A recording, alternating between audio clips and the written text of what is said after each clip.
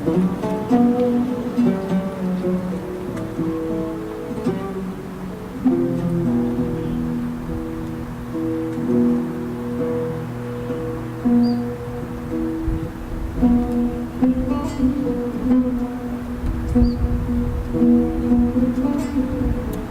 we're here again in the beautiful city of Jerusalem, just below the Temple Mount to my right and the Mount of Olives over to my left. We're in what is called the Kidron Valley. We were teaching on that just one lesson ago. We want to get into some of the things that Jesus had spoke about on the Mount of Olives. We want to help clear up some misunderstandings about this, who's it talking to. But remember, this is a time period that just comes before the time of Israel's kingdom being established here on this earth, with the Messiah ruling and reigning. And so if you would, Jake, go ahead and start reading for us in Matthew 15, on down to verse number 22. Sure. When ye therefore shall see the abomination of desolation spoken of by Daniel the prophet, stand in the holy place, whoso readeth, let him understand. Then let them which be in Judea flee into the mountains. Let him which is on the housetop not come down to take anything out of his house. Neither let him which is in the field return back to take his clothes. And woe unto them that are with child, and to them that give suck in those days. But pray ye that your flight be not in the winter, neither on the Sabbath day. For such then shall be great tribulation, such as was not since the beginning of the world to this time, no, nor ever shall be. And except those days should be shortened, there should no flesh be saved, but for the elect's sake those days shall be shortened. Brother Jim, this passage speaks of the abomination of desolation, and obviously the flight that these people have to take during this time of the tribulation.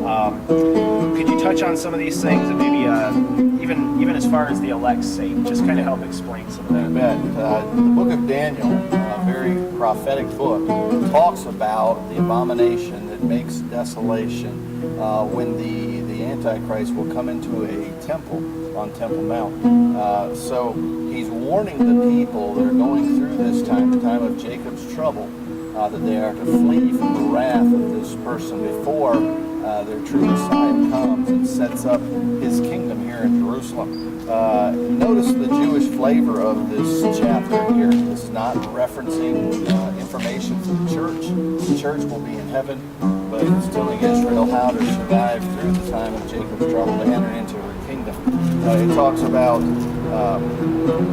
pray ye that your flight be not in the winter, neither on the Sabbath day. Now we know the Sabbath day was given unto the nation of Israel. It was never given to the church. The church has never been under the law. It's been under grace. We need to let Israel keep the things that belong to Israel. The promises that are Israel's are her eternal promises, and God has specific and special promises for those in the body of Christ. Down there in verse number 22, it talks about how verse 21, it talks about how this tribulation, this time of Jacob's trouble, will be like no other time on this earth. A terrible time, much death and famine and stuff, prior to Israel once again becoming the preeminent nation throughout all the earth. And judgment and justice will come from Mount Zion here, and there'll be perfect harmony. God's will be done here in Israel and on this planet, like it has been done in heaven. And it says here in this verse that pray that, of course we read that, pray that their journey wouldn't be on the Sabbath day when they're fleeing from this false Christ. Very specific, it's given to the nation of Israel. But then in verse 22, he's talking about the end of this time of Jacob's trouble, this 7-year period, the Daniel's 70th week. It says, except those days should be shortened, there should no flesh be saved. But for the elect's sake, those days shall be shortened. It's very specific. The time of Jacob's trouble would last 7 years. And we can look at that in the story of Rachel and Laban and giving of his daughter. But that's for another time. But Israel is the elect. And Israel is going to be able to count down at this time and be able to see the end coming. But God in His mercy, because of all the death and the destruction, is going to cut that time short. Because it says if it had gone to the full 7, then even the elect might be totally destroyed. And so God in His mercy is going to step in at the time and end that short of its full completion, 7 years, and then they'll enter into their kingdom. And so it's a kingdom teaching. It's not for the church. The church has been raptured out and is in heaven. Well, Israel is going to this time when the kingdom is at hand. It's counting down.